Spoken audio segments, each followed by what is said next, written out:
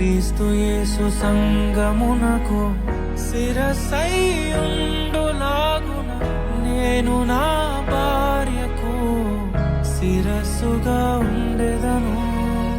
నా ప్రియ సఖివే నాలో భాగస్వామివై యేసును వెంబడించు సహవాసివై అంతము వరకు నీకు తోడై ఉండి క్రీస్తుని నీడలో ఫలించెదము.